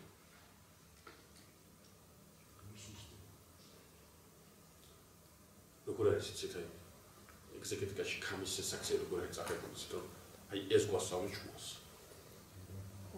აი ეს გვასწავლებს ჩვენს. კი, მოდი თქვა და ვაღიაროთ. ნოერო კიდობანს აკეთებს. ნოეს კიდობნის მშენებლობა გაუგებარია იმ დროინდელი კაცობრიობისათვის. კიდე მისთვის არის ეს გაუგებარი. სემი ქამისთვის იაფეტისთვის. მათაც არიციან ზემოდან არაფერი ჩამოწყო. მათაც უნდა ახლა იმათთან ერთად იხორხობსო, მაგრამ რატო გადარჩენილი? მამის მორჩილება. მარტო მამის მორჩილება. ირწმუნებენ იმას, ასხვა მამა. აი ეს დაერღვა ქამსოლოდ. მამა დაბერდა. დათო. კი, თავის დროზე კი 100 წლის წინ. მაგრამ ახლა მამას აღარ აქვს. ახლა მამას აღარ აქვს ეს ისა, რა ქვია, მორჩას დასრულდა. იმას ყველას გასაგონად ვამბობ ხშირად და ხასუსო. როდესაც ქამა თქვა, რომ ნოე შიშველიაო, როგორ ფიქრობთ, ქამი მართალი არის თუ არა? იყო თუ არა ნოე შიშველი? პირდაპირ გეუბნებით. დიახ, ნოე შიშველი იყო. ქამა თქვა სიმართლე. რატო დაიწყო? საქმეც ეს გახლავთ. სიმართლესო ვამბობ, ეს კიდევ არ ნიშნავს იმას, რომ მართალი ვარ. შეიძლება მე სიმართლე თქვა, მაგრამ მართალი არ ვარ. იმიტომ რომ სიმართლის თქმას სიმართლე კი არ მოაქვს ჩემთვის. სიმართლე ჩემთვის მოაქვს, სიმართლეს რო ვიტყვი, იმის მსახური რო დადგე. სიმართლეს, ნათქვამ სიმართლეს უნდა ემსახურო, ებერე ხარ მართალი. და არა ისო შესაძლებელია მე მჭირდებოდეს რაღაცა ფაქტის კონსტატირება, მართებული კონსტატირება. აბსოლუტურად იმის საქმეა უარყოფითი მიზნებისათვის.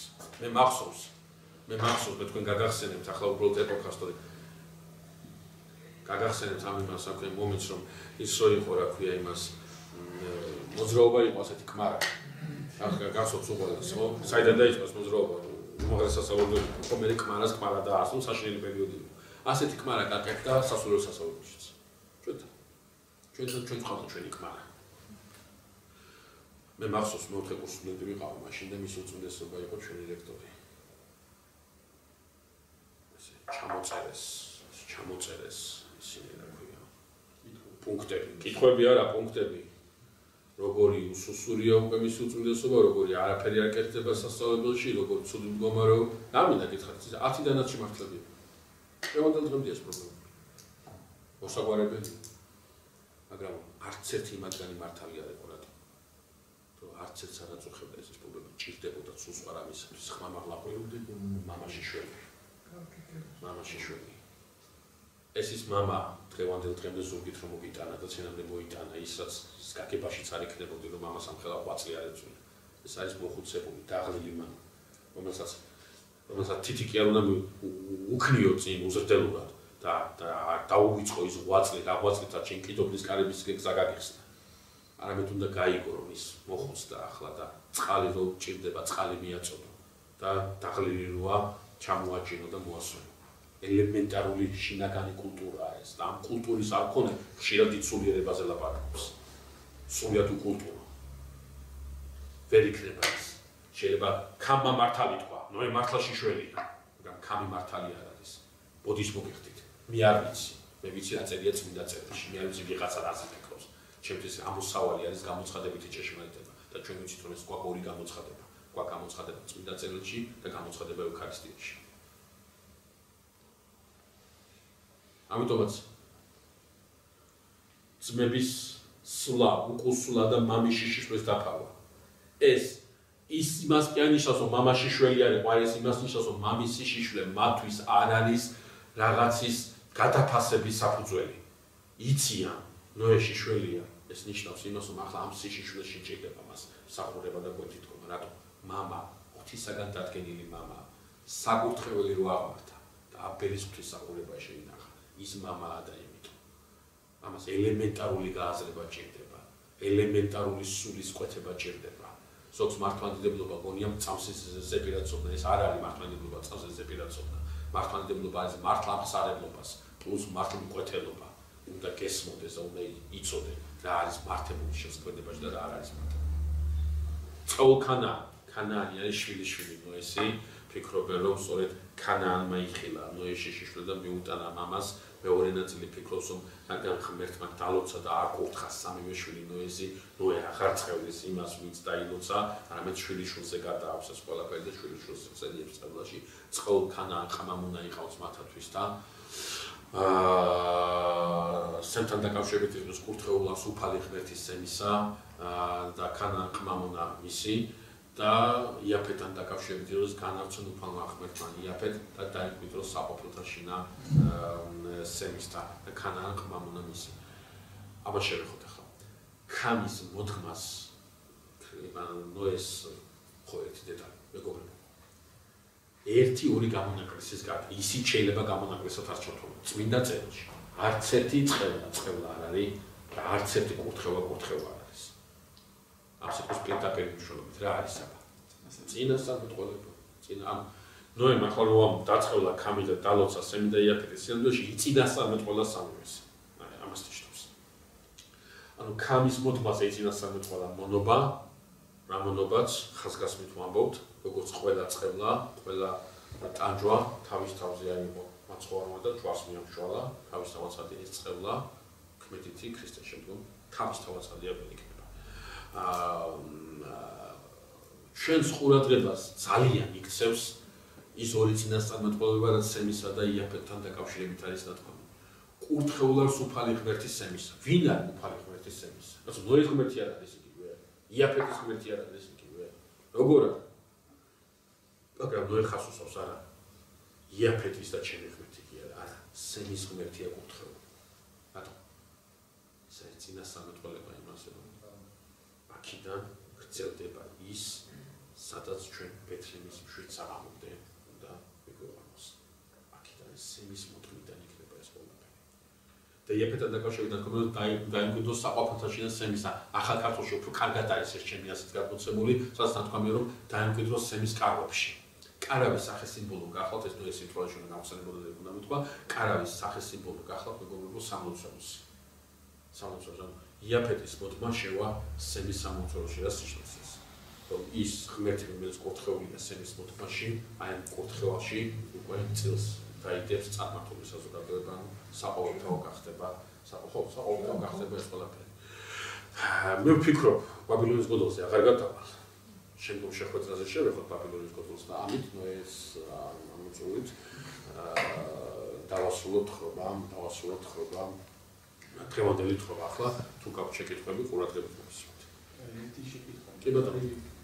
ჩვენ ახსენეთ რომ ადამიანის ცხედარი ჰქონდათო მესამე სართულზე. მეორე სართულზე. გარდამოცებაა ეს. ანუ ეგ არის. არა, წმინდა წერილის თხრობა არა არის. რატომ მაინც მარტო ადამიანის ევას მამამთავარი, როგორც მამამთავარი.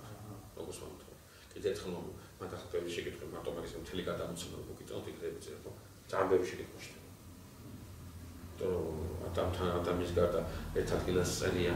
ანუ უბრალოდ იცით რატომ მაინტერესებს, აი დღევანდელობამდე რა სიმბოლო შეიძლება, ანუ თავის ქალა პირველი ადამიანი, მეორე ადამიანი მეტი არაფერი. პირველი ადამიანი. რა სიმბოლო ისი აღნიშნული იყოს? ადამიანის ხედრის შეტანა? ხო. გარდა იმისა, რომ ადამიანის საფლავი შენახული იქნა, რომელიც საფლავზეც აღემართა მეორე ადამიანის სასიკვდილს. ერთმა სიკვდილმა მოიტანა სიკვდილი და მასზე დამყარებულმა მეორე სიკვდილმა მოიტანა სიცოცხლე. ამის გარდა აბსოლუტურად გამორიცხული არაფერი. ეს ადამიანის თავის ქალას გამოსახავენ მაცხოვრის ჯვარცმის ძირში, ხო? აი ამ ამბავს უკავშირდება სულ. აქედან არის.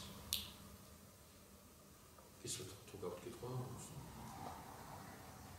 თამაში ქნათ სამყაროთლიანი, ხო? უბანი თანამედროვე ქართველი ასე ამბობს, რადგან გამაჩინა, მაშინ მარჩინა, ხო? და ანუ ხალხი მოპასუხოთ მაგალითად რატომ იყო ხომ შეიძლება შეექმნა კიდობარი უფალს მისი რჩეული ცხოველები შეეყვანა შიგნით, ეთქვა მოგზაურე ბატონო მაგერ პროფესორ ბოდიში.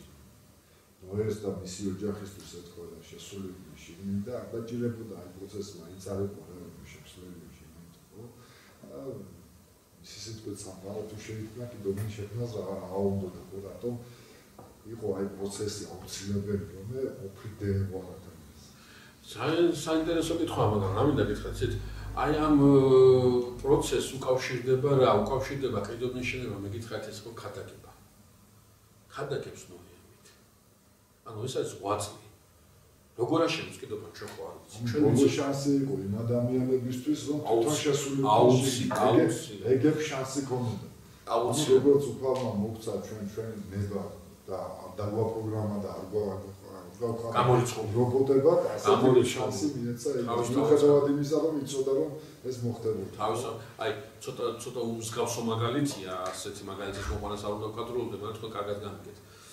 შეგიძლია ქრისტეში ბაბათი სულათა გამომივიდეს. შეიძლება ქრისტე უარყოფს კიდევაც, მაგრამ სინანულის სრემლებმა ეს ყველაფერი ჩამორიცხოს პეტრეს მაგალითი. ანუ ეს შანსი, სიტყვა შანსი რაც ახსენებდა, შანსი რაც გულისხმობს იმას რომ ღმერთი ერთადერთ ამაზე აქვს, ხო? სულის მიღება არც ამ ქვეყანას, არც იმ ქვეყანას გამორიცხულია. სწავლება აქედან. მაგრამ აი პეტრეს კი ხო, როგორც კი იტირებს და აი სრემლი დაუკარგავია, აუცილებლად მოციქულთა თავთა თავად აღადგენს ღმერთი. საოცარი მომენტია. ანუ ეს აქვს ყველას აბსოლუტურად. აბსოლუტურად ყველას აქვს ეს. თუნდაც აი სოდომ გომორზე მივხვდით, ხო, სოდომში და გომორში. ეს შანსი, გადარჩენის შანსი ქონდა ყველას. რა გადარჩა. კარგი, თუ აღარა გვაკითხები? კი ბატონო. ქამის მომმა ეს აფრიკისკენ დასახლებული აფრიკის მონობა გაყიდვა ხო უკავშირდება იმაში. ზოგადად იმაშვებიან ამ ადგილსაც უკავშირებენ, მაგრამ რა მინდა გითხრათ. მაგრამ ქრისტეს მერის გაუქმებული ყველა იტვირთა და ყველა მოსე შაუყავს ჩვენ უდიდესი წმინდანი და ეს თავისთავად. ამით ვერ გაპრობდებოდნენ. არა, ვერანაირად გამორიცხულია გასას. არა, რა მინდა გითხრათ ცით. აი ეს მონობაც თანამედროვე მეცნიერებაში ცოტა ისია და წარმოქმნილი რაღაცა უფრო სოციალური ჩაგვრისისათვის. რა თვითონ ახლა ამ საუბარს თავისთავად ხდება. ჩვენ გვაქვს ძალიან საინტერესო ცნობები იმასთან დაკავშირებით, რომ იმ მონას ცოტა მას თვალუჩვენებდნენ, ხო, საშინელება იყო. ძალიან საშიში იყო ის, ამით აკავებდნენ იმას და ძალიან მოუხერხებლები იყო, მაგალითად ქალბატონს ერთი ცნობა ასეთი, ხო? ქალბატონსაც აცნობდნენ და მე სკამებით ხდებოდა შეკურა იმ სუქრიდან, ხო? ამას ხან ხორშიში არ ჭობდნენ ხარაღა და კიოდა ეს ქალბატონი რაღაცა და მე თითებში უთხოვდა რომ მეორეჯერ არ გააკეთებინა. ახლა ეს ნაწილი ხო დღეს აღშვება ეს ამას რომ ეს მოუხერხებლები იყვნენ და ამ საქმეს ვერ აკეთებდნენ და იწულებით ასწავლიდნენ ამას ყველაფერს ეს ამოღებული აქვს და მარტო ის ნაწილია გაშუქებული რომ ეს თითგვაროვანი ბანოვანი ქალბატონი ამ იმას თავში უთხოვს და უმიზეზოდ ეგრე არ იყო. სუნთლად ეგრეც იყო რომ თავისთავად ცხადია დაცემული ადამიანის მიმართება ხო გაპირუტყვებულია ახლა თავისთავად ცხადია ხშირ შემთხვევაში ხო ეს უფრო შეკვეთა არის რომ აი როგორ ჩაგრავდნენ მონებს, საწყალი მონები და ასე შემდეგ. თავისთავად ცხადია საწყალი მონები და ძალიან ცუდ მდგომარეობა იყო, მაგრამ მეორე ნაწილიც იყო რა რომ ეს ჩაგვრა ეს სისასტიკე ჭყალებში თავისთავად ცხადია რაც ასობრივად გაუმართლებელია, ხო? თერდიკ შემთხვევაში იყო აუცილებელი იმისათვის რომ წესრიგი შენარჩუნებულიყო ან იმ ბატონის ან იმის პოლიციაში. აი მაგალითად ძალიან საინტერესოა კითხვის სახით რო დავხოთ, ხო? შეგიძლიათ სახარებიდან ან და მოციქულთა წერილებიდან მანახოთ ერთი პასაჟი მაინც თუ არა პირდაპირ მოწოდება რომ გაანთავისუფლეთ მონები. საწყალი მონები. წერიასაც. რატო არ ეწოდებოდა ქრისტეს? საქართველოს რომელიმე სოციალური პრობლემა აღნიშნულია. არა, ერთი არის შეიძლება რომ აი მაცხოვარი ამბობს რომ იმის რა ქვია პატიმრის მონახულება, ავადმყოფის მონახულება, ხომ ეს არ არის სოციალური პროგრამა თავის თავაცხადია, ეს არის მორალური აქტი, რომელიც შენ სულიერებაში და თავის თავაცხადია სოციალური ის არ არის, მოძრაობა არ არის, ქრისტიანობა ეს აბსოლუტურად გამორიცხულია, მაგრამ მე ისე თქმა უნდა, ქრისტიანობა როგორც კი დავა რაღაცა სოციუმის მოწყობაზე და ქრისტიანობა არის ერთადერთი. ჩემში ეწყობა ურთიერთობა ჩემსა და ღმერთს შორის. როცა თქვენშიც ეწყობა ეს ურთიერთობა, მაშინ ჩემი და თქვენი ურთიერთობა. როგორც კი გაეწყობა, ყველაფერი ავტომატურად სორდება. თავის მაგას ვამბობდი. თუ ამბობდეს ის ხმოდა, ეს ზემოთ ვიურა იგასოლება იდაგილანი. აუცილებლად, იქიდან იწყება და არა აქედან. აუცილებლად. კი ბატონო, შეიძლება ჩვენ მოსაზრება იყოს დაკითხვის ფორმა არ იყოს, მაგრამ ჩვენ ახლა რელიგიურ ასე ვთქვათ მოთხრობებში ცალსახად ხედავთ აი თითოეული იმათი ქმედება აი პერსონაჟების არის რაღაც ჩვენთვის რაღაცა სოციალური ფორმა როგორ უნდა მოვიქცეთ ჩვენ ან მაგალითად თუნდაც ის სიშიშვლე აღიქმება რომ შენ შეიძლება მართლა როგორც აღწერე შეიძლება მართალი მაგრამ შენ საკუთარ ინტერპრეტაციას აკეთებ და რაღაც ინტერესები გადაჭრა ამ შემთხვევაში ანუ თვითონ ეს სიშიშვლე თვითონ ნოესი ამ შემთხვევაში რამე შედეგი არ მოყვა მისთვის ნოესთვის არა აბსოლუტურად არ დაკნინებულა მისი უყვაწლი და მისი არა აბსოლუტურად არა აი არც ერთ მამასთან არც ბიბლიურ თხრობაში არც კარტაგოცემაში არც აი არსად ზავს ჩვენ ერთი რამე უნდა ვიცოდეთ რომ სიდიდე და სიწმინდე ანიშნავს უცოდვებას წმინდანი არ ნიშნავს წმინდანი უცოდვებას ანიშნავს წმინდანი ნიშნავს გამოყოფას სხვანაირს სხვა გვარს თორე ერთადერთის გარდა თქვენ ვერ მანახებთ წმინდანს რომელიც ცოდვასთან წელნაყარი ატყობს. უცოდველ წმინდანს ვერ მოგხვდით. უცოდველი ერთია და ჯანზე გავაკეთე. ხო, არა, ყოველწმინდა დედოფალსაც ვამბობ ჩვენ, რომ და ამოდგა ეს ასეც არის, რომ ყოველწმინდა დედოფალი არის ყოველად წმინდა და ყოველად უბიწყო და ყოველად უწიფო და ყოველად მოკო. დანარჩენი ხო ერთი ყოველად მაგალითის მიღმა დგას ღვთისმშობელი. ყველა მაგალითის მიღმა დგას, ყველა მაგალითის შემოუკრებია თავის თავში. Alright, well,